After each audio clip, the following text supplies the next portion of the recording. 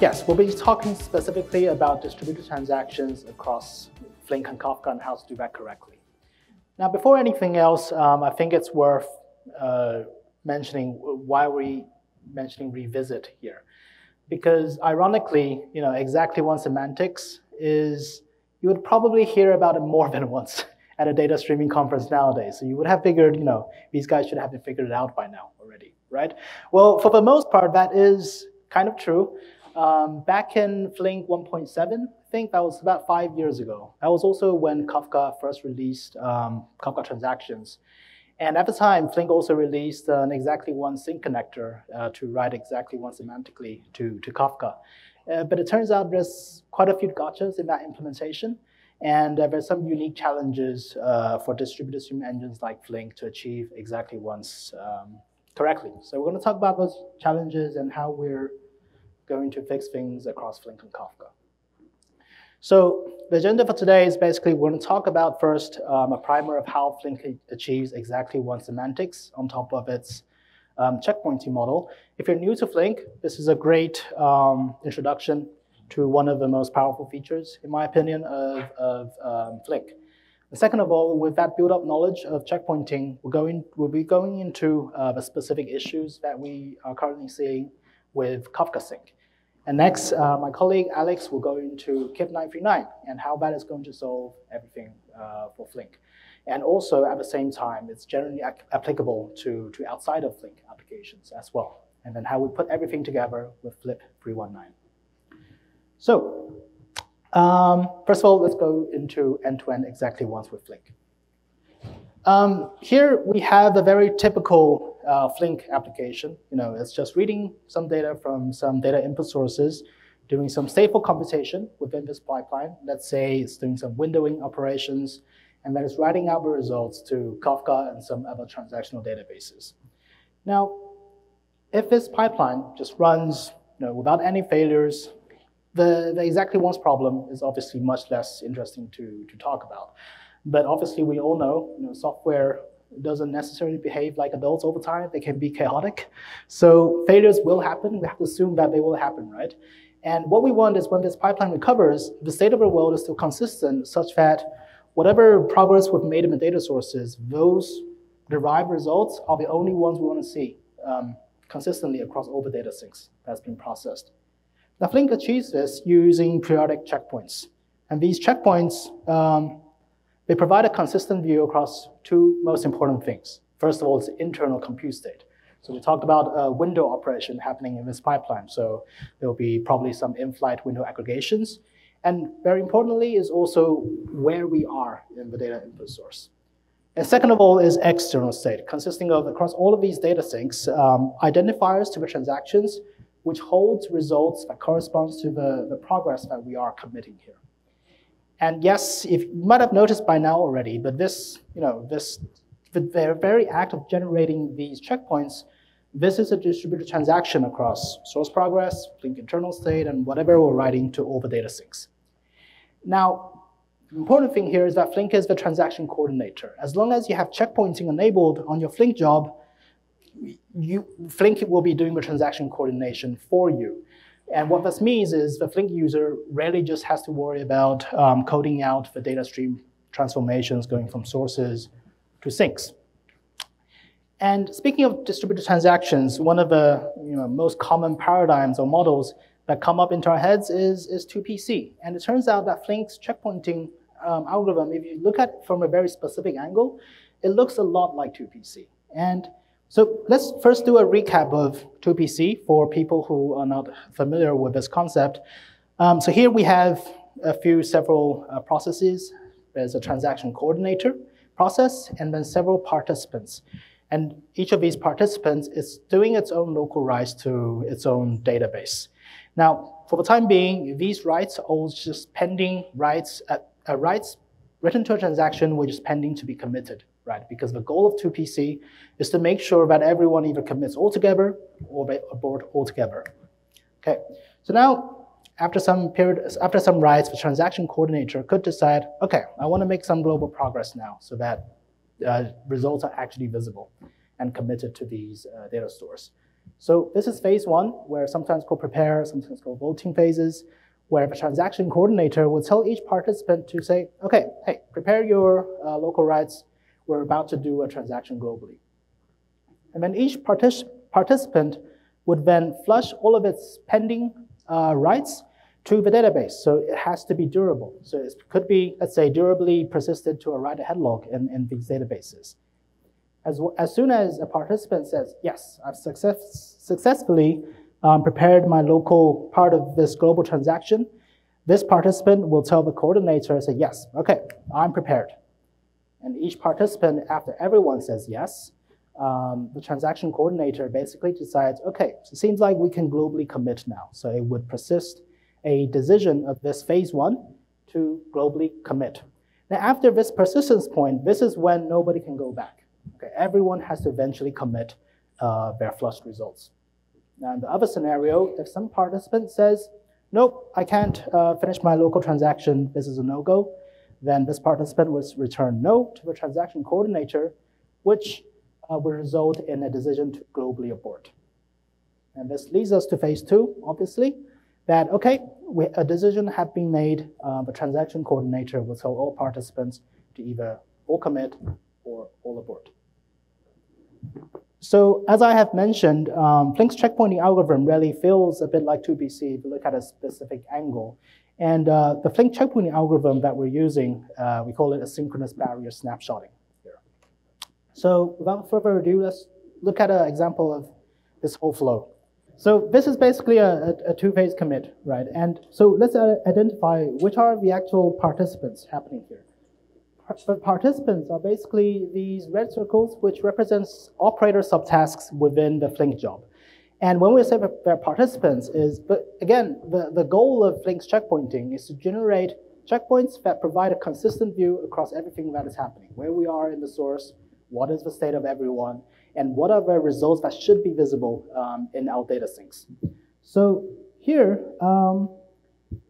so when Flink basically does a checkpoint, this is a 2PC attempt, if you think of it from that angle. But instead of broadcasting out the request to all the participants, in a Flink job pipeline, these participants actually have a causal dependency, right? So instead of actually broadcasting out the request, the job manager, the way that it does the checkpoint is it starts from the source, tells it to checkpoint, and that basically injects the what we call barriers, checkpoint barriers, into the data event stream.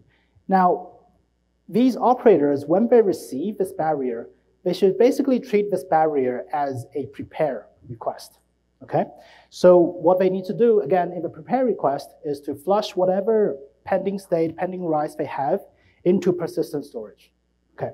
So here, this checkpoint barrier is received by the Kafka source, and its state is basically where we are in the input source partitions. So it would persist asynchronously the state offsets into persistent remote storage. Most people use S3 for checkpoint storage in Flink, or whatever, you could be using Google Cloud Storage, depending on the environment you're in. And once that is fully persisted and safely persisted, the operator would return to the job manager saying basically, yes, I've completed my local portion of this global checkpoint. Now this checkpoint barrier would basically flow along with the events and eventually would reach some downstream operator. And here's the window operator. Now, before this barrier reached these window operators, all events before this barrier would have been fully reflected into the windowing state. So by then, we could safely say, okay, this state is correct and synchronized. Let's persist this into S3 as well. And let's also tell the job manager, hey, we're done as well. Now, this checkpoint barrier would eventually reach the end of the job graph into the Kafka sinks. And the synchronization point here is basically to flush all pending writes to these open transactions. And because Flink has a shuffle inside the job, resulting in, let's say, n stream partitions, each stream partition will result in a separate Kafka transaction, okay? Now, once this is fully successfully flushed, again, we also persist the transactional IDs of all producers holding these prepared transactions into a checkpoint. And now everyone has said yes. So we have a consistent view of the world at checkpoint n. Okay.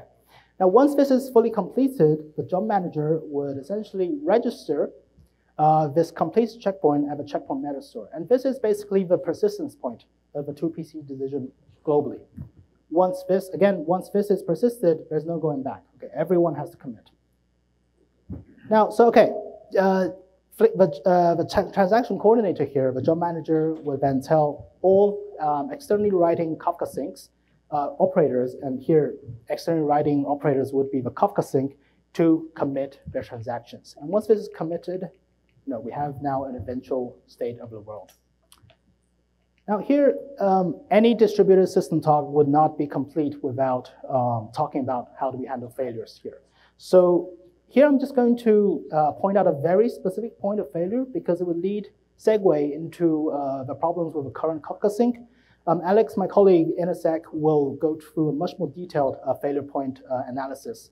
But let's just think about this specific failure scenario here, where a checkpoint has completed within Flink and it is registered into the checkpoint metastore. And then phase 2 starts. It sends an RPC message to the Kafka sync saying, okay, you're good to go ahead and commit. Okay, now, maybe because of some network hiccups or any temporary issues, the commit request might have not reached Kafka, and the subtask basically just fails. The way that Flink handles a failure in any portion of the job pipeline, it will restart everyone and will restore from the last checkpoint. So restore from the last checkpoint, read the offsets, read the internal state, which basically resets the position and rolls back the state to the right state as well. The transactional IDs is also resumed, which basically tells the Kafka syncs, you should be committing these transactions and everything else should be aborted. Okay? Now, keep this in mind because this actually leads to an issue with inconsistency here that the current Kafka sync has. Problem number one, let's go straight into this. Problem number one is basically in-doubt transactions. We were calling this prepared transactions in the previous slides, but some 2PC terminologies, some literature call it in-doubt transactions. It can be aborted by Kafka completely outside of Flink's control. Now, this all breaks down to this seamlessly harmless, innocent configuration, transaction timeout.milliseconds Kafka config. First of all, I do want to say that this configuration was introduced in Kafka for very good reasons that Justine has probably also brought up in her talk just before this one. But basically, this configuration denotes the timeout period after your first write to an open transaction before it actually gets aborted. And the default value in Kafka is 15 minutes. Now, and this was introduced into Kafka initially to provide the means to prevent the last stable offset, LSO, to be stuck due to permanently failed producers. So what could happen is, because in Kafka, any writes to an open transaction, which is pending commit, goes directly to the partition log. And the last stable offset would only advance up to the point where all of those records are committed, right? So if a producer that was writing some stuff and mid-transaction, that producer just fails forever, we don't want those pending records to be blocking LSO forever as well. So it has good reason, but it doesn't actually play well with the 2PC model of things. So just recall this scenario where we register the checkpoint, we have some transactions prepared, and after this point in time, there is a small window which can actually cause inconsistency because before phase 2 comes in, Kafka might just abort that transaction because it has already reached timeout, right? So this is a direct violation of 2PC where a prepared transaction from a participant needs to be always there and durable. And suggested mitigations in Flink so far is really to just set the transaction timeout to be as large as possible. But sometimes that is also not really feasible because it's capped by a broker-side config. And if you're using a managed Kafka service, you can't really alter that. And no matter how large you set it, there's always some possibility of inconsistency if the job fails at just the right time, after phase 1 and before phase 2. Second problem of all is in-doubt transactions can actually not be recovered. And we were just talking about a failure between phase 1 and phase 2. So when the clients actually restart, in that scenario, at phase 2, we actually want to be able to recover those transactions, right? So the scenario is basically here. We talked about this specific failure scenario where after phase 1, we fail and we restart, but that transaction can actually be restored by Kafka. It always gets aborted when the client restarts. And this is because of this init producer ID protocol, which the protocol assumes that when a producer client restarts, it is expected to always issue this request so that the producer client can obtain its producer ID and epoch. And rightfully so, it was doing this because the protocol was always assuming a Kafka producer is just participating in its own local transaction by the single producer. And in this scenario, Kafka is acting as the transaction coordinator. So rightfully so, if this producer fails mid-transaction, when it restarts, Kafka broker will say, okay, let me roll back everything for you so that you're starting from a clean state in Kafka. But again, this is also a violation for 2PC, right? So Flink actually tries to work around this in a very ugly way, but the way that it does this is basically using Java reflections to bypass that specific request when clients start up. So the way it's doing is alongside transaction ID, it also persists for producer ID and epoch, which are private values inside the Kafka client. We use Java reflection to attract those and then store them into the checkpoints. And on restore, when we start the client, to avoid that init producer ID request, we basically inject the producer ID and epoch into the producer client, again, using Java reflection, and then commit the transaction. So there's a general theme here across these two problems, and it's really, Kafka doesn't realize there's an external coordinator, and it's still sort of interfering with the lifecycle of these transactions, and it needs to lend control to the external coordinator. And that's exactly what KIP 939 solves. And I'll now hand it over to my colleague Alex to cover that. Okay. Thanks, Gordon. Yeah, I'm going to talk about KIP 939 and how it enables lending the control over Kafka transactions to external coordinators. First, I'm going to talk about other possible use cases for this functionality besides the Flink Kafka connector. But first, I also want to mention that this is a joint effort with the Confluent Kafka experts, with Justine Olshan and Artem Lifshitz. So let's consider a typical Kafka producer application that maintains its state in a database and writes event messages or logs to Kafka. So we as architects would need to design the right path and for this interaction. So should the application write to Kafka? Should it write to the database? How would we coordinate those writes? Maybe there should be a propagation between the database and Kafka or the other way around. We're going to consider several scenarios. The scenario number one is that the application writes to the database, and then the committed changes are propagated to Kafka with the change data capture or CDC mechanism. This is a very nice way to do that because the application gets the read-your-writes consistency guarantee, meaning that as soon as the application writes to the database, all subsequent reads to that database will have the latest changes. Also, the nice guarantee here is that all the changes that were committed to the database will eventually propagate to Kafka in the same order. However, there are some limitations of this approach. For example, we, as application developers, don't control the format of the messages that we are writing. We're using the low-level features such as CDC here.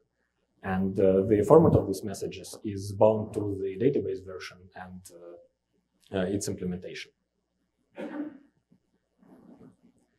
Another way how we could architect that is to write event logs right straight to Kafka, and then there would be another producer that would take messages from Kafka and write them to the database. The advantage of this approach is that the application controls the message format, so we can make it friendly for other consumers, and we can version it, for example. However, we lose the read-your-write consistency here. For example, the application would write something to Kafka and commit these changes, and then would try to read its own state from the database. It might be that due to the disconnect between Kafka and database or just unlikely timing, these changes haven't propagated just yet. So it would read the old state, which is bad. And another scenario how we could do this as Anna said during the keynote, you shouldn't do it like this, but we could, I guess, is that the application would just do a dual write to both Kafka and the database. Well, the nice thing about this is that it's very easy to do. The not so nice thing is that Kafka and the database will diverge their state. For example, the application would write messages to Kafka and then crash before committing a transaction to the database. So upon restart, it would either have to duplicate its writes to Kafka, hence violate exactly one's consistency guarantee, or miss the update in the database. So the state of those systems will diverge. So the disadvantages or limitations of the first two scenarios that we considered, they are inherent to the architecture. We cannot really work around them. However, we might be able to solve some of the problems of the dual write by coordinating writes to both systems. Ideally, what we would like to do is to do writes to both systems in the dual matter and then commit them atomically, such that both transactions in Kafka and in the database commit or none at all.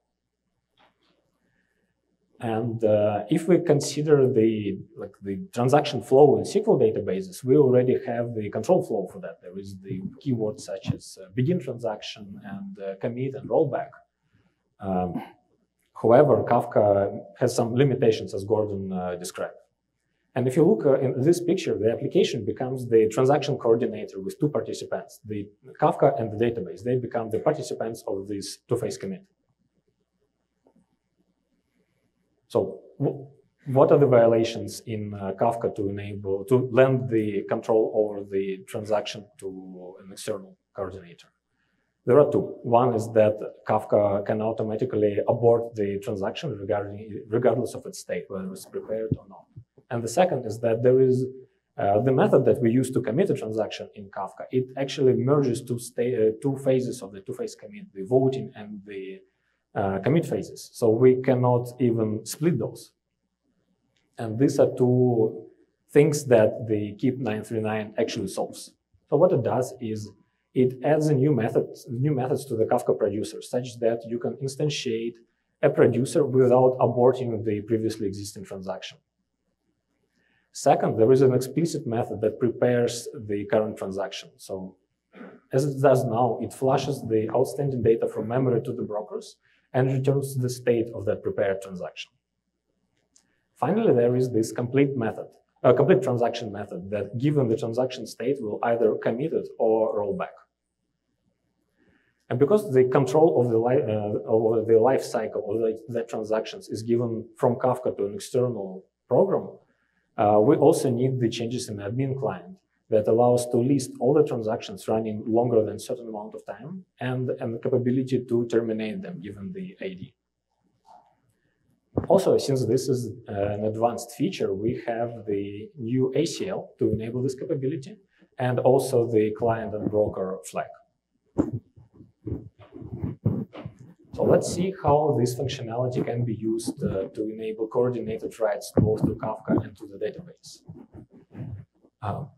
Now the database doesn't only contain the application state, but it will also contain the application state here.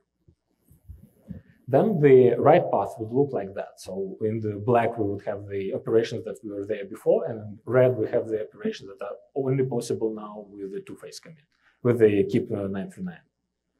So we'll start both transactions to Kafka and to the database and write our data. And then before committing, we'll start the two-phase commit voting phase. So the Kafka producer would prepare the transaction, get the state of the transaction, and write it to the database. Then we would commit the database transaction. And only after that, we would commit the Kafka transaction. So let's look at the recovery process for this algorithm. So if there is a crash, the application would fetch the state of the Kafka transaction from the database and then instantiate that transaction via the producer in Kafka to keep the previous transaction. And finally, it will call the complete transaction method given the state that we just fetched from the database. And if the state in the database and in Kafka, they match, then the transaction is committed. Otherwise, the broker will roll it back.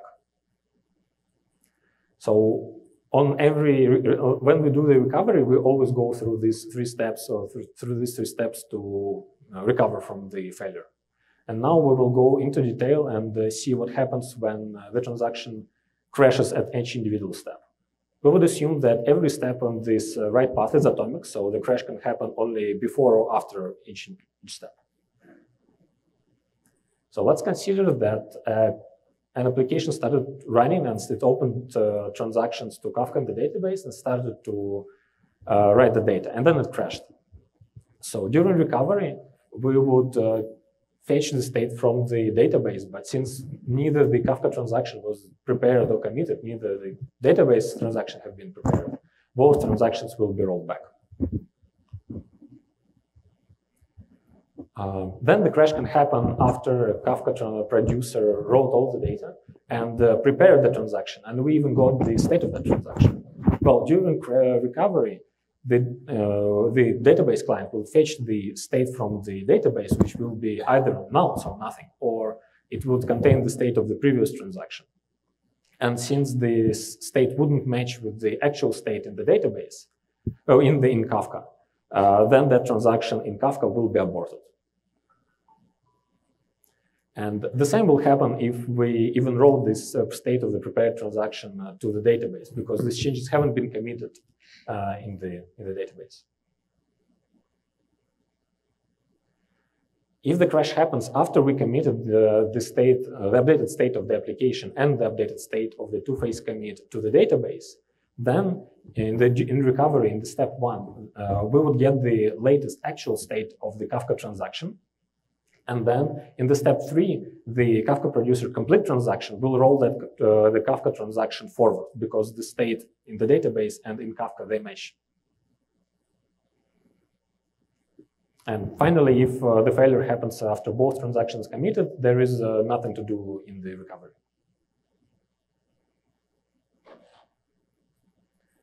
To enable this functionality, the client and brokers need to enable this newly introduced flag. And if you use ACLs, you would also need to enable the new two-phase commit ACL on the corresponding transaction ID. So we saw how this works for a generic application, and let's put this together, how this works in the Flip 319 that solves the consistency issue in Flink. So the architecture here is almost the same. The only difference is that we are not using an external database, and instead we store the state of the two-phase commit in the checkpoint.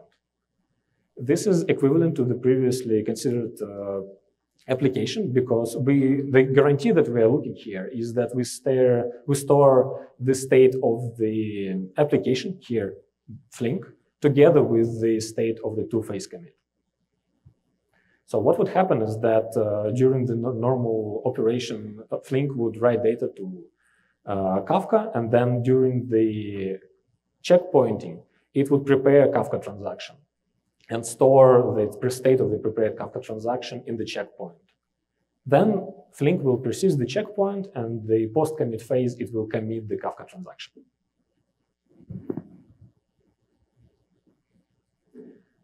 To upgrade to the version that Flink version that contains Flip 319, administrators will need to enable the new flag on the brokers and upgrade the broker to the minimum version that supports that keep. Then they would need to enable the new ACL and take the save point of the Flink job and stop that job. After that, they would need to upgrade application code to the version of Flink Kafka connector that supports this functionality and recompile the jar. And finally, we would need to submit the upgraded job to the cluster and restore from the save point we just took. To sum up, there are no more consistency violations under exactly once in the Flink Kafka connector. And we're switching to the public APIs. So we're not relying on reflection, which makes us as maintainers very happy and simplifies upgrades to new Kafka versions. As a side effect, we also stabilized our production usage. We solved multiple issues causing longer startup times and hanging Kafka transactions. So to conclude, the Kafka KEEP 939 enables external coordination for Kafka transactions, and Apache Flink is the first application that makes use of that capability. Both proposals are currently under active discussion and on the mailing list and publicly available. So please read these proposals and participate in the discussions if you're interested.